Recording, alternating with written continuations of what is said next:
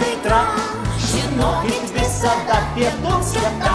Višta, trečiadienį, šiek tiek po 4, aš puddingą kepu ir jūs mielai kviečiu.